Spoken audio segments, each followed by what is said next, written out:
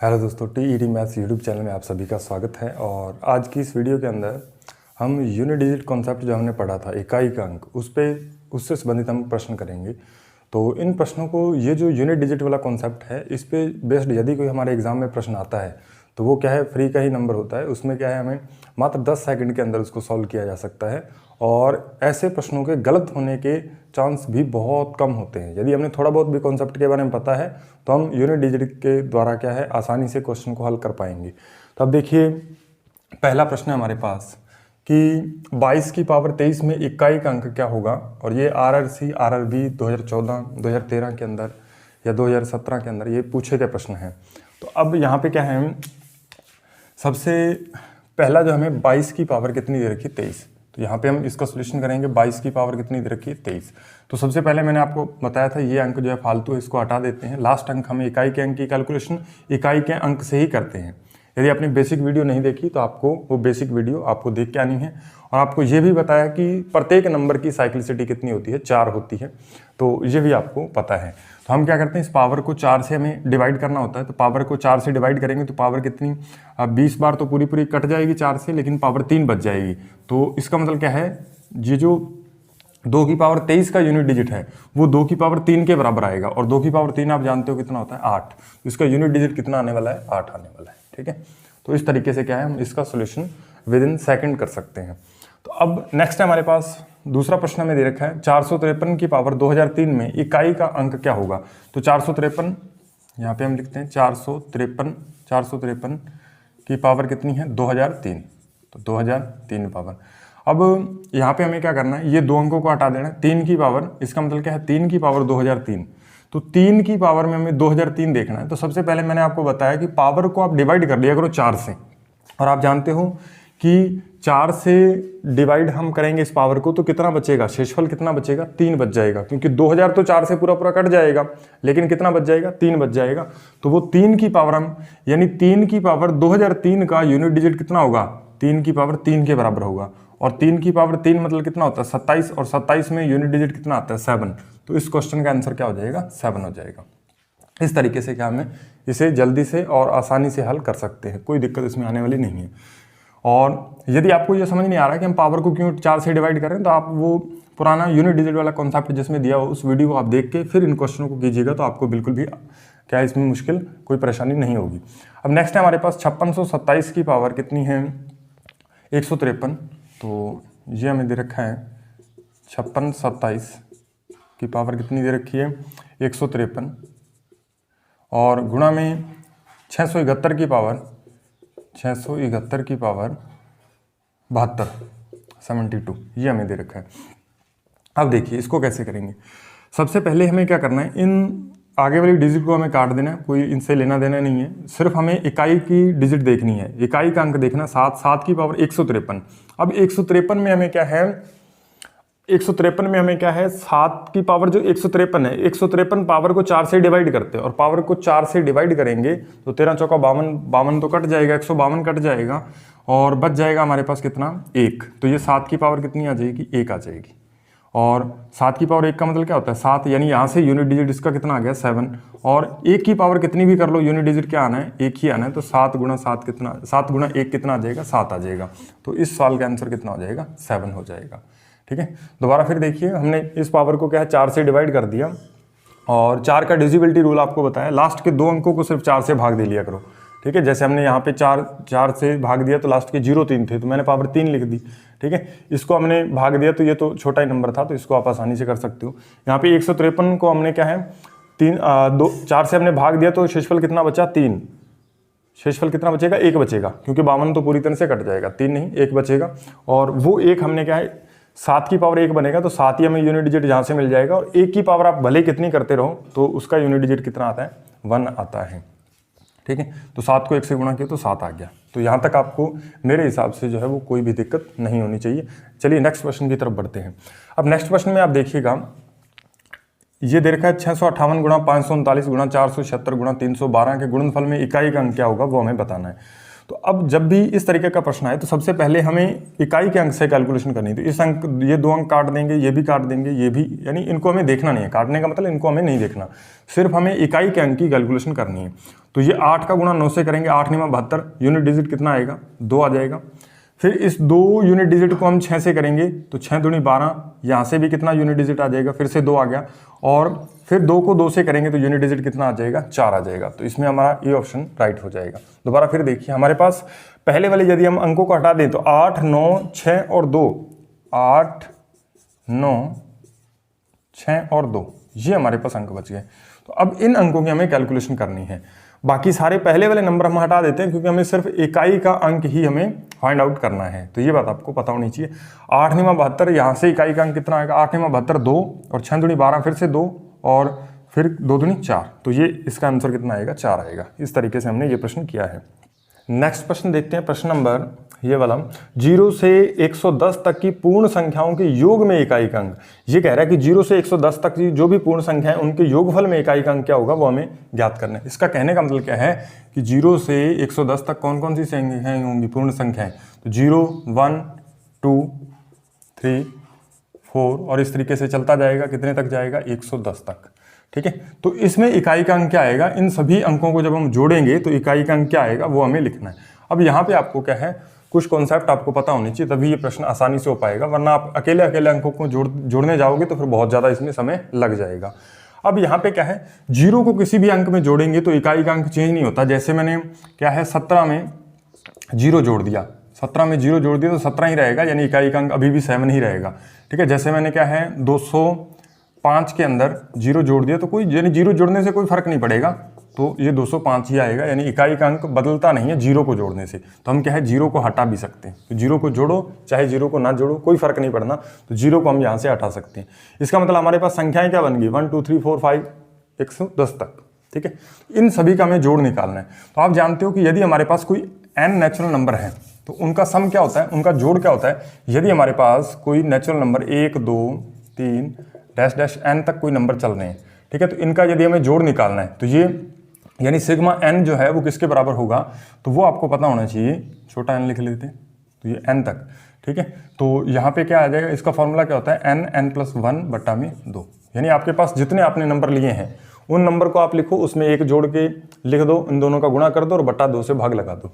ठीक है, तो ये फॉर्मूला हम यहाँ पे अप्लाई करेंगे। यहाँ पे हमारे पास टोटल नंबर n का मान कितना है, 110 तक जा रहे हैं, तो 110 आएगा, और गुणा में 110 + 1 जोड़ के लिखना है तो 111 आ जाएगा, और बटा में क्या आएगा, बटा में 2 लगाना है। ठीक है, इस तरीके से।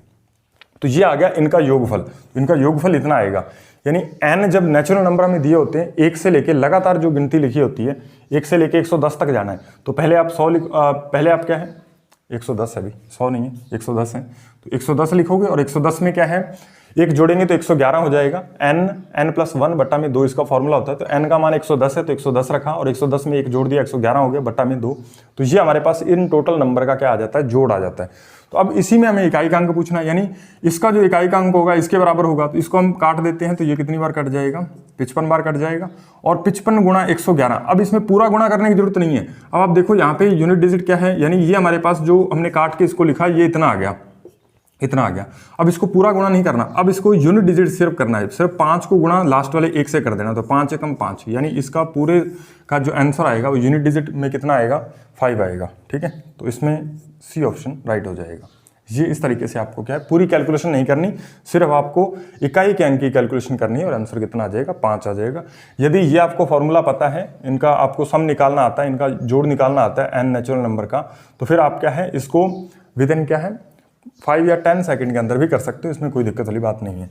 उसके बाद नेक्स्ट है 61 गुणा 62 गुणा 63 गुणा आगे 64 65 आगे 69 तक चल रहा है। मैं इकाई का अंक, इनके गुणनफल में इकाई का अंक हमें बताना है क्या आएगा। तो आपको ये बात, आपको इसमें क्या है, चाहे तो आप वैसे ये नंबर कम है, लेकिन मान लीजिए ये नंबर थोड़े और बढ़ा दिए जाते तो फिर क्या है दिक्कत आ जाती। यहाँ पे क्या है, मान लीजिए आप ऐसे भी गुणा कर सकते हो, 1 को 2 से गुणा किया तो 2 आ गया, फिर 2 को 3 से गुणा किया तो 3 दूनी 6, यूनिट डिजिट 6 आया, फिर 6 को 4 से करेंगे 6 चौका 24 4 आ जाएगा। इस तरीके से भी आप कर सकते हो, लेकिन उसमें थोड़ा टाइम लग जाएगा। आप ये क्वेश्चन आप देखते ही इसको आपको आंसर मार्क करना चाहिए था कि इसके आंसर कितना आएगा, 0 आएगा। ठीक है, किस तरीके से, सबसे पहले आप देखिए कि जहाँ पे भी आपको जहाँ पे भी आपको क्या है 2 और 5 मिल जाएगा, 2 और 5 यदि किसी भी संख्या के गुणा में आ गया तो इसका मतलब वहाँ पे जो आंसर में क्या बनेगा 10 बन जाएगा, और 10 बनते ही उसका यूनिट डिजिट कितना हो जाएगा 0 हो जाएगा। यानी आप किसी भी संख्या को, जैसे हमारे पास क्या है 6 है, 6 को आपने 10 से गुणा किया तो ये आंसर दे देगा 60, यानी ये 0 रहेगी, यूनिट डिजिट जो है वो कितना आएगा 0 ही आएगा। तो इसका मतलब क्या है, हमें देखना है कि 2 और 5 तो नहीं बन रहा। यदि किसी भी गुणनफल के अंदर 2 और 5 आ रहा है तो वहां पे इकाई का अंक हमें निश्चित तौर पे क्या मिलेगा 0 मिलेगा। अब यहाँ पे हमें इसी कॉन्सेप्ट का हमें यूज करना था।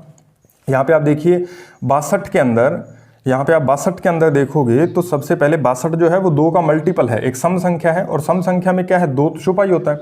तो इसमें क्या है, इसको 2 गुणा 31 लिखा जा सकता है, इसको मैं 2 गुणा 31 लिख सकता हूँ, 2 गुणा 31। तो यहाँ पे 2 आ गया गुणा में, और इसके बाद क्या आएगा, फिर 64 आएगा, और फिर क्या आएगा 65 आएगा। अब 65 में आपको क्या दिखेगा 5 दिखेगा, 13 5 65, इसको 13 गुणा में 5 लिख सकता हूँ। तो यहाँ पे क्या आ गया मेरे पास 5 आ गया, और यहाँ पे 2 आ गया। तो इन 2 और 5 का गुणा करेंगे तो कितना आएगा 10 आएगा, और 10 को आप चाहे बाकी का गुणा कितना भी आए, बाकी का गुणा कितना भी आए, लेकिन 10 तो उसमें रहेगा ही, 10 से गुणा तो करना ही पड़ेगा। और जब 10 से गुणा होगा तो यूनिट डिजिट हमें कितना मिल जाएगा 0 मिल जाएगा। इसलिए आपको हमेशा ये बात ध्यान रखनी है कि जब भी 2 और 5 का गुणा आ जाए तो वहाँ पे यूनिट डिजिट हमेशा कितना मिलेगा 0 ही मिलेगा। तो ये बात आपको पता होनी चाहिए।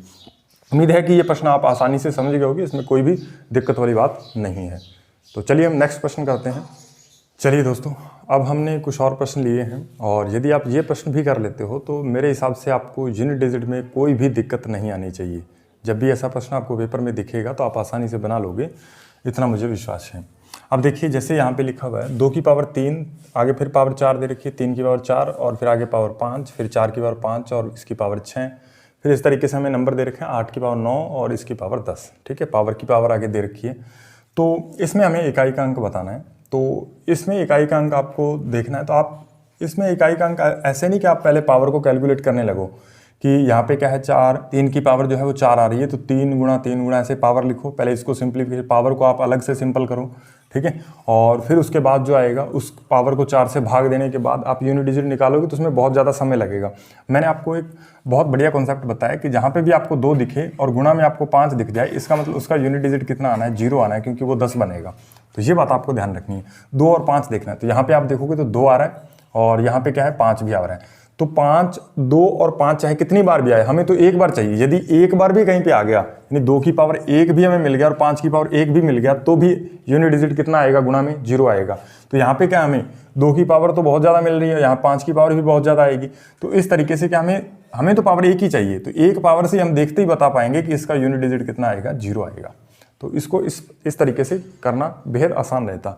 अब नेक्स्ट है हमारे पास कि यदि एक्स स्क्वायर, अगला प्रश्न देखते हैं कि यदि हमें दे रखा है कि एक्स स्क्वायर में इकाई का अंक 9 है तथा एक्स प्लस 1 स्क्वायर में इकाई का अंक जो है वो कितना है 4 है, तो एक्स प्लस 2 की स्क्वायर करेंगे तो उसमें इकाई का अंक क्या होगा।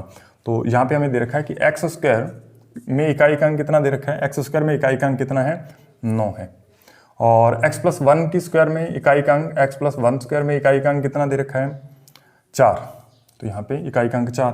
तो हमसे पूछा है एक्स प्लस 2 इसकी पावर 2 करेंगे तो इकाई का अंक क्या आएगा वो हमें ज्ञात करना है। तो इस तरीके का प्रश्न हमें दे रखा है। तो सबसे पहले आपको ध्यान देना है कि एक्स स्क्वायर में इकाई का अंक 9, इकाई का अंक हमें 9 कब मिल सकता है, जब हम किसी संख्या का वर्ग करें। तो ऐसी कौन कौन सी संख्याएं हैं जिसका वर्ग करने से हमें इकाई का अंक 9 मिलता है। तो यदि आप थोड़ा सा दिमाग लगाओगे तो आपको पता चलेगा कि 3 की स्क्वायर एक तो 9 होता है, इकाई का अंक हमें 9 मिल सकता है, और एक जो है वो क्या होता है 3 की स्क्वायर, और एक हमारे पास होता है 7 की स्क्वायर। तो 7 की स्क्वायर भी 49 आता है, 49 में भी हमें क्या मिल जाता है 9 मिल जाता है। तो इन दोनों में से यहाँ पे x का जो भी मान होगा उसका इकाई का अंक क्या होना चाहिए, 3 होना चाहिए, या फिर क्या होना चाहिए 7 होना चाहिए। ठीक है, तो यदि हम इकाई का अंक 3 लेके चलते हैं, तो यदि हमने इकाई का अंक यहाँ पे 3 लिया तो 3 की स्क्वायर करेंगे 9, पहली कंडीशन तो सेटिस्फाई हो रही है, कोई दिक्कत नहीं। अब अगली कंडीशन भी हमें देखनी है, 3 और 1 4, और 4 की स्क्वायर करेंगे तो 16 आता है, लेकिन यहाँ पे यूनिट डिजिट कितना दे रखा है 4 दे रखा है। तो इसका मतलब ये 3 वाला तो गलत है, यानी ये x का मान ये नहीं हो सकता, x जो भी अंक होगा उसका इकाई का अंक 3 नहीं हो सकता, ये हमें पता चल गया। क्यों? दोबारा फिर देखिए, हमने x का मान 3 क्यों नहीं लिया? क्योंकि आप देखोगे यहाँ पे x का मान 3 रखेंगे, इकाई का अंक 3 होगा, 3 की स्क्वायर करेंगे 9 तो मिल जाएगा, 9 मिल जाएगा, कोई दिक्कत नहीं है। लेकिन फिर दूसरी कंडीशन भी सेटिस्फाई करा के देखनी है। अब 3 में 1 जोड़ेंगे, या क्योंकि यहाँ +1 लिखा हुआ था, 3 + 1 4 बनेगा, और 4 की स्क्वायर कितना आएगा? 16 आएगा, और 16 में इकाई का अंक 6 होता है, न कि 4, लेकिन उसने दे रखा है कि 4 है। इसका मतलब 3 वाली कंडीशन को हम हटा देंगे, 3 वाली कंडीशन यहाँ पे अप्लाई नहीं होगी। उसके बाद 7 वाली देखते हैं। 7 की स्क्वायर करेंगे 49 आएगा, 49 में 9 यूनिट डिजिट मिल जाएगा, कोई दिक्कत नहीं। अब 7 + 1, और 7 + 1 करेंगे तो कितना हो जाएगा? 8, और 8 की स्क्वायर करेंगे 64, 64 में यूनिट डिजिट कितना आ रहा है? 4, और यहाँ पे भी क्या आ रहा है? 4 आ रहा है। यानी दोनों ही कंडीशन क्या सेटिस्फाई हो रही हैं। इसका मतलब x की जगह जो भी नंबर होगा उसका यूनिट डिजिट कितना रहा होगा? 7 रहा होगा। इसका मतलब यहाँ पे x का मान कितना होगा? 7। यूनिट डिजिट की कैलकुलेशन करेंगे तो x का जो इकाई का अंक 7 आ जाएगा, और 7 में 2 जोड़ेंगे 9, और 9 के ऊपर स्क्वायर करेंगे 81, 81 में इकाई का अंक कितना आ जाएगा? 1 आ जाएगा। तो यानी इसका आंसर जो है वो क्या हो जाएगा? 1 हो जाएगा। ये ऑप्शन राइट हो जाएगा इसमें। अगला प्रश्न है कि 8735 की पावर 827 दे रखी है, फिर 1693 की पावर 469 दे रखी है, फिर इस तरीके से हमें पावर दे रखी है। तो इसका इकाई का अंक हमसे पूछा है कि क्या होगा, वो हमें बताना है। तो जब भी ऐसा प्रश्न आए तो हमें सिर्फ इकाई के अंक की जो कैलकुलेशन वो करनी होती है। जैसे यहाँ पे आप जानते हो कि 5 की पावर चाहे कितनी भी कर लो, यहाँ से यूनिट डिजिट कितना आना है? 5 आना है। यानी सबसे पहले तो हम इन अंकों को हटा सकते हैं, इन अंकों से हमें कोई लेना देना नहीं है, इन अंकों को हम हटा देते हैं, और कैलकुलेशन जो है वो बाकी जो अंक बच गए उन्हीं की हम करेंगे। यहाँ पे क्या बचा? 5 की पावर 800 कितना बच गया? 27। ये लिख रहा हूँ, आपको लिखना नहीं है, आपको पेपर में ही करना है, लेकिन मैं आपको समझाने के लिए यहाँ पे थोड़ा साइड में लिख रहा हूँ। 3 की पावर 469, और इन दोनों का गुणा करना है, बीच में प्लस का निशान है, और बीच आगे क्या है? गुणा। यह है 9 की पावर कितनी है? 1256, और बीच में माइनस है। उसके बाद 4 बचेगा, 4 की पावर कितनी आ जाएगी? 311, और उसके बाद गुणा में कितना आएगा? 7 है, तो 7 की पावर 935, 7 की पावर 935। अब हमें इसको हल करना है। तो सबसे पहले हमें देखना 5 की पावर कितनी भी करो तो यूनिट डिजिट क्या आएगा? 5 आएगा। यानी यहाँ से हमें यूनिट डिजिट क्या मिल गया? 5 मिल गया, और आगे प्लस है तो प्लस लगा दिया। आगे 3 की पावर कितनी है? 469 है। तो हमने क्या करना है? इस पावर को 4 से डिवाइड करना है। तो 68 तो 4 से कट जाएगा, लेकिन पावर 69 दे रखी है तो 1 बच जाएगा, यानी 3 की पावर 1 कितना आ जाएगा? यहाँ से यूनिट डिजिट 1 आ जाएगा। उसके बाद इसको जोड़ने के बाद हमें गुणा करना है इस वाले ब्रैकेट के। पहले इसको हम सॉल्व कर लेते हैं। तो 56 जो है वो पूरा 4 से कट रहा है। इसका मतलब 9 की पावर 4, तो ये हो जाएगा 9 की पावर 4 कितना होता है? 9 की पावर 4 जो है 9 × 9 81, 81 फिर 9, और फिर यहाँ पे 1 आ जाएगा। तो मतलब कहने का मतलब क्या हुआ कि 1256 में जब हम 4 का भाग लगाएंगे तो लास्ट 2 अंकों में 4 का भाग करके देखना, पूरा चला जाएगा। यानी इसका जो यूनिट डिजिट आएगा वो 9 की पावर 4 के बराबर होगा, और 9 की पावर 4 का यूनिट डिजिट क्या होता है? 1 होता है। तो ये बात आपको पता होनी चाहिए। 9 की जब भी हम पावर इवन होती है तो वहाँ पे यूनिट डिजिट कितना आता है? 1 आता है। ये भी आप इस तरीके से भी आप कर सकते हो। और माइनस उसके बाद 4 की पावर 311 है, तो यहाँ पे 12 होती तो पूरी कट जाती, लेकिन 4 की पावर 3 के बराबर आएगा, और 64 यानी यहाँ पे कितना आ जाएगा? 4 आ जाएगा यूनिट डिजिट।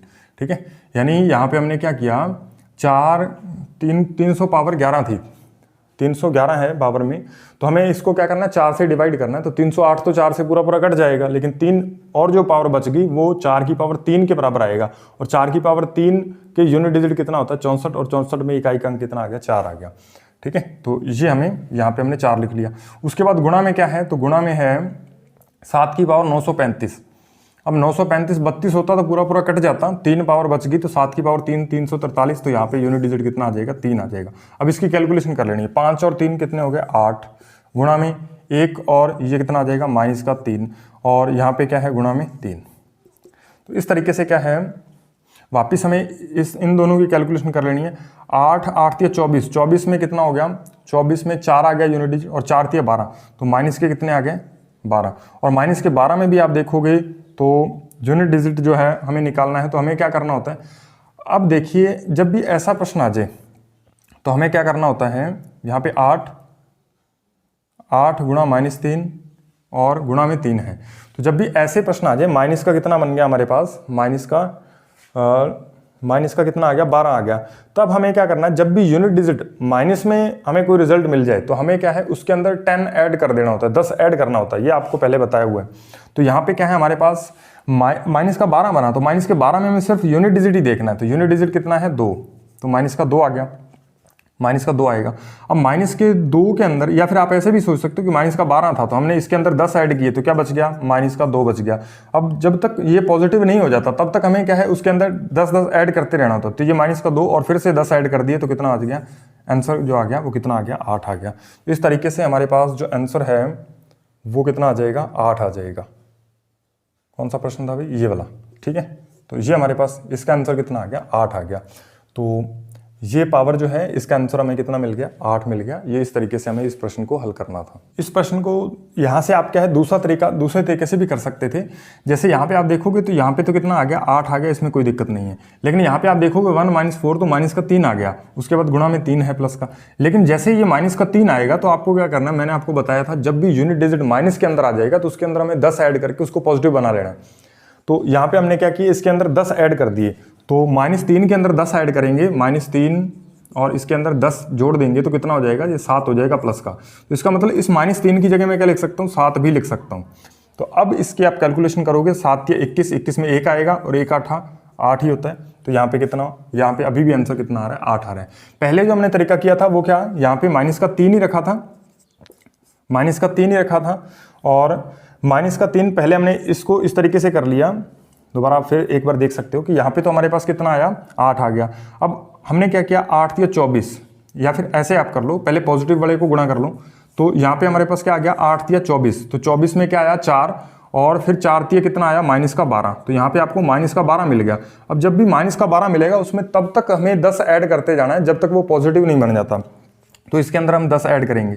तो ये 10 ऐड किए तो अभी कितना बना, माइनस का 2 बना, और अभी माइनस का 2 बच गया, फिर से 10 ऐड कर दिए तो कितना आ गया, प्लस का 8 आ गया। तो इस तरीके से भी आप इस प्रश्न को हल कर सकते थे, कोई दिक्कत नहीं आनी थी।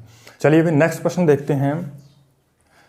ये आप देखिए 3333 लिखा हुआ है, इसकी पावर n में इकाई का अंक हमें दे रखा है 7 है। तो 7777 की पावर जो n कर दें तो उसमें इकाई का अंक क्या होगा वो हमें बताना है। तो सबसे पहले हमें जो दिया है वो हम लिख लेते हैं, 3 की पावर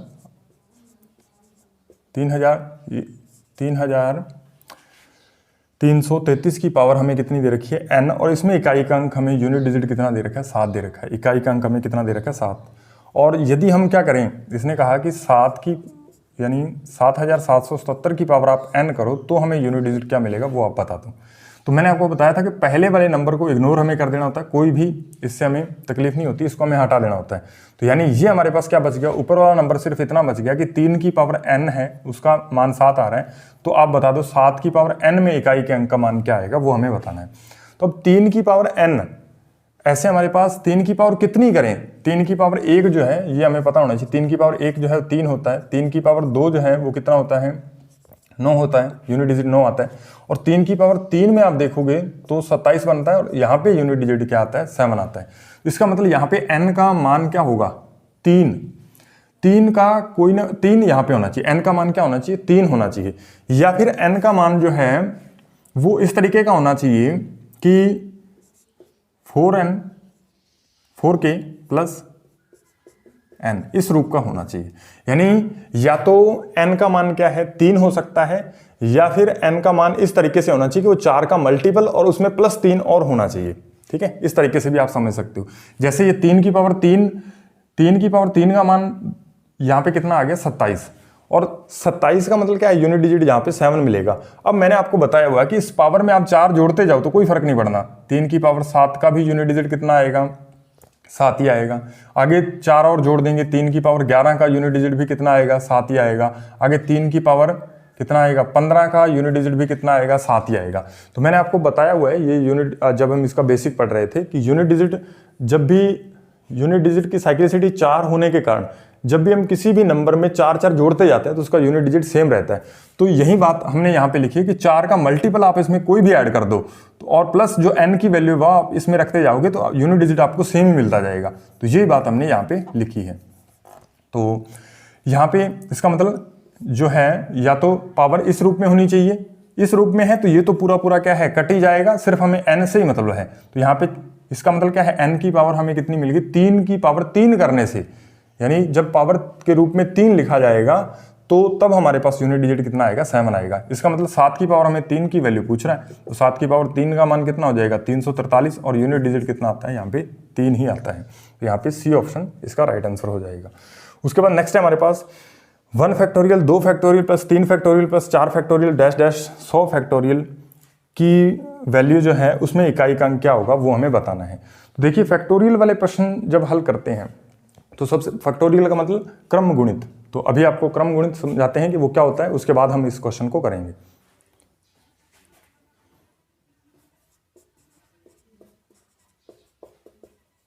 फैक्टोरियल या फिर क्रम गुणित। तो क्रम गुणित क्या होता है, किसी भी नेचुरल नंबर का क्रम से गुणा।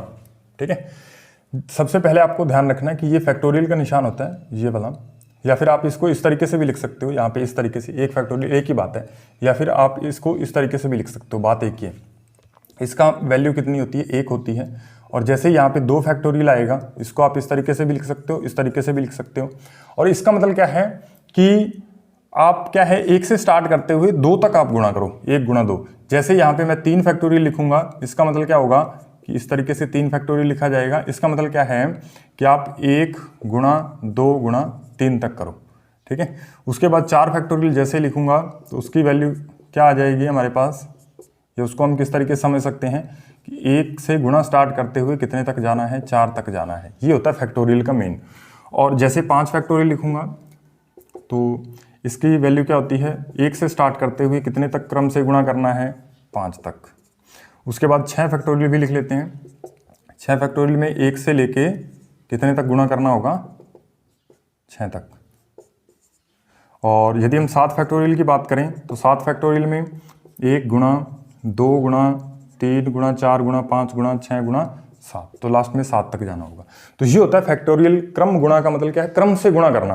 तो 1 से हमें स्टार्ट करना है, जितने फैक्टोरियल दे रखा है हमें उतने n फैक्टोरियल तक हमें चले जाना है। तो ये बात आपको समझनी है।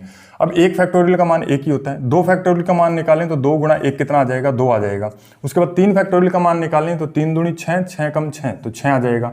4 फैक्टोरियल का मान निकालें तो 6 चौका कितना हो जाएगा, 24 हो जाएगा। 5 फैक्टोरियल का मान, इन सभी को गुणा करेंगे तो 24 5 120, तो 100 कितना आ जाएगा, 20 आ जाएगा। 6 फैक्टोरियल का मान कितना आ जाएगा, 720 आ जाएगा। उसके बाद कितना आगे हमें 7 फैक्टोरियल का मान निकालना है, तो कितना आ जाएगा, 7 फैक्टोरियल का 7 7 49 और 49 और 1 50, यानी 5040 आ जाएगा। इस तरीके से आगे चलता जाएगा। आप करना चाहो तो कर भी सकते हो, लेकिन हमें क्या है, जो वैल्यू है हमें 6 तक याद होनी चाहिए। 6 फैक्टोरियल तक लगभग आप वैल्यू याद रखोगे, उसके बाद आपको नहीं भी है तो कोई ज़रूरत नहीं पड़ेगी। कम से कम 6 फैक्टोरियल तक आपको उसकी एग्जैक्ट वैल्यू पता होनी चाहिए। वहाँ पे ऐसे नहीं कि गुणा करके आप निकाल रहे हो, निकालनी नहीं है, हमें एग्जैक्ट पता होनी चाहिए। जैसे आपसे पूछा जाएगा 3 फैक्टोरियल, आपके दिमाग में तुरंत आना चाहिए 6, 4 फैक्टोरियल 24, 5 फैक्टोरियल 120, 6 फैक्टोरियल 720, इस तरीके से। अब आप यहाँ पे एक बात आप गौर करोगे कि इसके बाद जो भी 4 फैक्टोरियल से बड़े फैक्टोरियल है उनका यूनिट डिजिट सभी का क्या आएगा, 0 ही आएगा। उनका यूनिट डिजिट क्या आएगा, 0 आएगा। 4 फैक्टोरियल से जितने भी बड़े फैक्टोरियल हैं उन सभी का यूनिट डिजिट क्या आएगा, 0 आएगा। अच्छा, क्यों 0 आएगा, क्योंकि मैंने आपको बताया था कि जिसमें भी 2 और 5 आ जाएगा वो यूनिट डिजिट 0 बना देगा। तो 2 और 5 इसमें भी आएगा, इसमें भी आएगा 2 और 5, तो सभी में 2 और 5 आने की वजह से क्या है, यूनिट डिजिट 0 बन जाएगा। लेकिन यहाँ पे क्या है, 5 नहीं आया, इसलिए यहाँ पे यूनिट डिजिट कुछ और हमें मिल रहा है। तो ये बात आपको ध्यान रखनी है। अच्छा, एक बात और आपको ध्यान रखनी है कि 4 फैक्टोरियल या 4 से बड़े फैक्टोरियल सारे के सारे क्या है, 4 से डिवाइड होते हैं, 4 से पूरे डिवाइड होते हैं। जैसे ये 4 फैक्टोरियल आप देखोगे तो 4 फैक्टोरियल जो है वो पूरी तरह से 4 से कट जाएगा। कैसे, जैसे 4 फैक्टोरियल का मतलब क्या है कि 1 से आप स्टार्ट करते हुए कितने तक गुणा में जाना है, 4 तक, और बटा में क्या आएगा, 4। ठीक है, तो ये 4 से 4, क्योंकि ये 4 फैक्टोरियल खुद 4 का क्या है, मल्टीपल हो गया, इस वजह से 4 से 4 कट जाएगा, पूरा कट जाएगा। यानी ये आप देखोगे 4 फैक्टोरियल का मान 24 है और 24 में 4 का भाग पूरा जाएगा। ठीक है, उसके बाद जो है 5 फैक्टोरियल आएगा, उसमें भी 4 आ जाएगा, तो 120, उसमें भी क्या है, 4 का पूरा भाग जो चला जाएगा। यानी 4 फैक्टोरियल या 4 से सारे बड़े फैक्टोरियल वो 4 से क्या है, पूर्णतः डिवाइड होते हैं। ये बात भी आपको पता होनी चाहिए।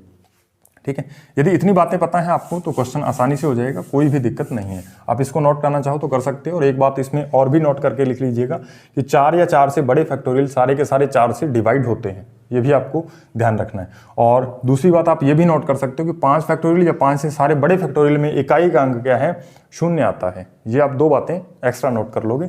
और फिर हम क्वेश्चन नंबर करते हैं अगले वाला, ये 1 फैक्टोरियल वाला हम प्रश्न करते हैं, इसका यूनिट डिजिट कैसे निकालते हैं वो भी हम देखते हैं। अब देखिए ये हमें प्रश्न दे रखा है 1 फैक्टोरियल, 2 फैक्टोरियल, 3 फैक्टोरियल, 4 फैक्टोरियल और 1001 फैक्टोरियल तक जा रहे हैं, 1001 फैक्टोरियल तक। तो इसमें हमसे पूछ लिया कि इकाई का अंक क्या होगा। ऑप्शन मैंने यहाँ पे नहीं दिए, तो कोई दिक्कत नहीं, ऑप्शन से हमें कोई लेना देना भी नहीं होना चाहिए, हमें सीधा आना चाहिए 1 फैक्टोरियल, 2 फैक्टोरियल, 3 फैक्टोरियल, 4 फैक्टोरियल, उसके बाद क्या आएगा 5 फैक्टोरियल, और ऐसे चलते चलते आगे कितना आ रहा है लास्ट में 1001 फैक्टोरियल, 1001 फैक्टोरियल। ठीक है, अब यहाँ पे आप देखिए 1 फैक्टोरियल का मान कितना होता है, 1 होता है। 2 फैक्टोरियल का मान कितना होता है, 2 आ जाएगा। 3 फैक्टोरियल का मान कितना आ जाएगा, 6 आ जाएगा। 4 फैक्टोरियल का मान 24 आ जाएगा। 5 फैक्टोरियल का मान कितना आएगा, 120 आएगा। फिर आगे 6 फैक्टोरियल का 720 आ जाएगा और आगे चलता जाएगा। अब यहाँ पे आप देखिएगा, मैंने आपको बताया था कि 5 या 5 से बड़े सारे जो फैक्टोरियल आएंगे उनका यूनिट डिजिट कितना आएगा, 0 आएगा। तो यहाँ से आपको जो भी वैल्यू आगे मिलती जाएंगी उन सभी का यूनिट डिजिट आपको कितना मिलना है, 0 मिलना है। तो इसका मतलब क्या है, बेसिकली उसने हमसे सिर्फ 1 से लेके 4 फैक्टोरियल तक का यूनिट डिजिट पूछा है, लेकिन उसने इस क्वेश्चन को इस तरीके से बना दिया ताकि हम क्वेश्चन को देखते ही डर जाएं। ठीक है, तो हमें डरना नहीं है। तो अब यहाँ पे क्या है, 1 फैक्टोरियल, 2 फैक्टोरियल, 3 फैक्टोरियल, 4 फैक्टोरियल, हमें 4 फैक्टोरियल तक ही काउंट करना था। उसके बाद तो हमें काउंट करना ही नहीं, क्योंकि उसके बाद तो हमें पता ही है कि आगे जो है 5 फैक्टोरियल के बाद या 5 फैक्टोरियल और 5 फैक्टोरियल के बाद सारे के सारे जो भी वैल्यू आएंगी उनका यूनिट डिजिट क्या रहेगा, 0 रहेगा। ठीक है, तो यहाँ पे क्या आएगा, 0 आएगा। यहाँ से यूनिट डिजिट कितना मिल गया, 0। अब हमें सिर्फ इसको जोड़ना है।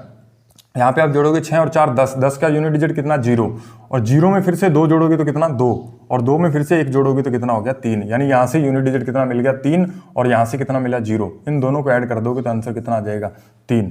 तो इसका यूनिट डिजिट कितना आ जाएगा, 3 आ जाएगा। इसका यूनिट डिजिट कितना, आंसर हो गया 3। ठीक है, तो ये इसका आंसर है। इसका यूनिट डिजिट का आंसर जो है वो कितना आएगा, 3 आएगा। उम्मीद है ये आप क्वेश्चन आसानी से समझ गए होंगे। चलिए नेक्स्ट क्वेश्चन देखते हैं। और नेक्स्ट क्वेश्चन हमें दे रखा है कि 273 की पावर, यहाँ पे लिख लेते हैं 273 की पावर हमें दे रखी है 768 फैक्टोरियल, 768 फैक्टोरियल, और गुणा में दे रखा है, गुणा में 1044, और इसकी पावर दे रखी है 273 फैक्टोरियल। तो इसको हम हटा देते हैं, इसको भी हटा देते हैं, यानी ये तीन की पावर कितनी है, 768 फैक्टोरियल। और मैंने आपको एक बात बताई है कि 4 से बड़े जितने भी फैक्टोरियल होते हैं उन सभी की वो सारे के सारे क्या है, 4 से डिवाइड होते हैं। ये बात आपको पता होनी चाहिए। तो हमें क्या करना है, यानी ये पूरा 4 से कट जाएगा पूरा, यानी ये जो वैल्यू है 768 फैक्टोरियल, मैंने आपको बताया कि 4 या 4 से इससे बड़े 4 फैक्टोरियल या 4 फैक्टोरियल से बड़े फैक्टोरियल जो होते हैं वो सारे के सारे 4 से क्या होते हैं, 4 से डिवाइड होते हैं। 4 से उनमें पूरा भाग चला जाता है। और हमें क्या यहाँ पे चेक क्या करना होता है, जब भी पूरा भाग चला जाए तो हमें किसी भी यूनिट डिजिट की पावर के रूप में हमें कितना लिखना होता है, 4 लिखना होता है। उसका यूनिट डिजिट उस इकाई के अंक पावर 4 के बराबर होता है। तो 3 की पावर 4 लिख देंगे, और ये भी 4 से बड़ा फैक्टोरियल है, तो ये 4 की पावर कितना आ जाएगा, 4। तो 3 की पावर 4 करेंगे तो कितना आ जाएगा, इसका यूनिट डिजिट 1 आ जाएगा। और 4 की पावर 4 करेंगे तो कितना इसका यूनिट डिजिट आ जाएगा, 6। तो यानी 1 को 6 से गुणा करेंगे तो इसका यूनिट डिजिट कितना मिल जाएगा, 6 मिल जाएगा। तो इस तरीके से इस वाले सवाल का आंसर कितना हो जाएगा, यूनिट डिजिट कितना आएगा, 6 आएगा। उम्मीद है कि ये बात भी आप आसानी समझ गए होंगे, क्योंकि ये पावर पूरी 4 से डिवाइड हो रही है। और जब 4 से पूरी पावर डिवाइड हो जाती है तो उस यूनिट डिजिट की पावर हम क्या लेते हैं, 4 लेते हैं। ये आपको बताया था, पावर 0 नहीं लेनी, ठीक है, पावर 4 लेनी। तो पावर 4 लिखते ही हमारे पास 3 की पावर 4, यूनिट डिजिट 1 आ जाएगा। 4 की पावर 4 का कितना होता है, 6 होता है। तो ये हमारे पास क्या है, आंसर आ गया। तो लास्ट क्वेश्चन देखते हैं इस वीडियो का। तो 4 गुणा 9 की पावर 2 गुणा में 4 की पावर 3 9 की पावर 4 गुणा में क्या है 4 की पावर 5 गुणा में 9 की पावर 6, इस तरीके से हमें 100 तक नंबर दे रखे हैं, 9 की पावर 100 तक दे रखा है। अब यहाँ पे हमें देखना है कि ये नंबर है कितने एक्चुअल में। एक्चुअल में यहाँ पे क्या है 4 और 9 दो ही नंबर आ रहे हैं। तो हमें देखना पड़ेगा कि यहाँ पे आप देखिए ये 2 सीरीज बन रही हैं। इसको मैं इस तरीके से भी लिख सकता हूँ कि 4 की पावर 1 गुणा में 4 की पावर 3 गुणा में 4 की पावर 5 और गुणा में 4 की पावर आगे कितना आएगा 5 तक आगे 7, यानी ऑड पावर हमें दे रखी है। और डैश डैश ये कितने चल रहा है 4 की पावर 99 तक चल रहा है, 4 की पावर 99 तक। उसके बाद गुणा में 9 की पावर 2 से स्टार्ट हो रही है, 9 की पावर 2 गुणा में 9 की पावर 4 गुणा में 9 की पावर कितनी है 6 और गुणा में आगे चल के 9 की पावर कितनी हो जाएगी 100 हो जाएगी। अच्छा, ये आप बता सकते हो कि ये 4 जो है वो कितनी बार आया और ये जो 9 है यहाँ पे कितनी बार आ रहा है गुणा में, तो बता सकते हो क्या? तो यहाँ पे हमें ये देखना है कि ये कितने टर्म बनेंगी और ये कितनी टर्म बनेंगी, ये हमें बताना है।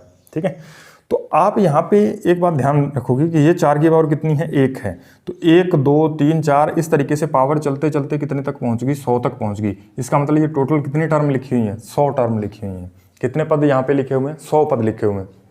इसका मतलब क्या है कि 50 बार तो ये आए होंगे, 50 बार तो ये आए होंगे और 50 ही बार कितने आए होंगे 9 की पावर भी कितनी बार रिपीट हुई होगी 50 बार।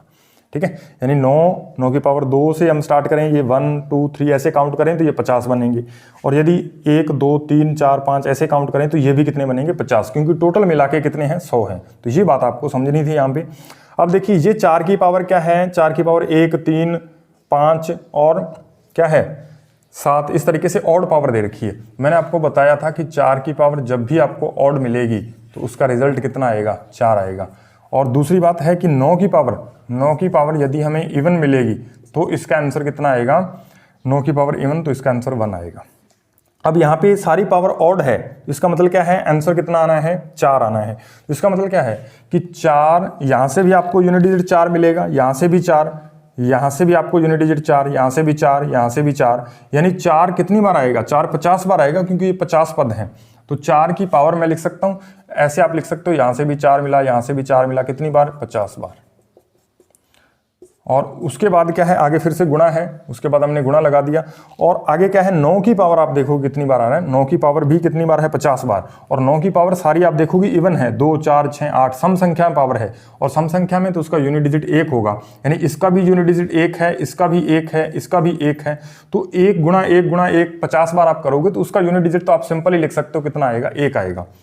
यानी यहाँ पे 1 जो है 1 गुणा 1 गुणा 1 50 बार आएगा और 1 को चाहे आप कितनी भी बार गुणा करते रहो यूनिट डिजिट क्या आना है 1 ही आना है। अब देखिए, यानी ये हमारे पास क्वेश्चन जो है कुछ इस तरीके से होगा कि 4 की पावर यहाँ पे कितनी बन गई 50, क्योंकि 4 यहाँ पे आप देखोगे यहाँ से 4 मिलेगा, यहाँ से भी 4 मिलेगा, क्योंकि 4 की पावर ऑड जब होती है तो हमें आंसर में कितना मिलता है 4 ही मिलता है। यहाँ पे भी 4 ही मिलेगा, 4 50 बार मिलेगा, तो यानी मैं 4 गुणा 50 बार लिख सकता हूँ। यानी ये 4 की पावर कितनी बन गई 50 बन गई और गुणा में कितना आ रहा है 1 से गुणा करते हैं कोई फर्क नहीं पड़ता। और 4 की पावर 50, यानी 4 की पावर जब इवन होती है तो आपको बताया हुआ यूनिट डिजिट कितना आता है 6 आता है। यूनिट डिजिट कितना आता है 6 आता है। या फिर आप दूसरी तरीके से भी कर सकते हो, इस पावर को 4 से डिवाइड कर दो तो ये 4 की पावर 2 बच गई और 4 की पावर 2 का मतलब 16 में यूनिट डिजिट 6 और 6 गुणा 1 कितना, इसका आंसर आ जाएगा 6 आ जाएगा। इस तरीके से इस जो क्वेश्चन का आंसर है वो कितना मिल जाएगा आपको 6 मिल जाएगा। उम्मीद है ये प्रश्न भी आपको आसानी से समझ में आया होगा, इसमें भी कोई दिक्कत नहीं होगी।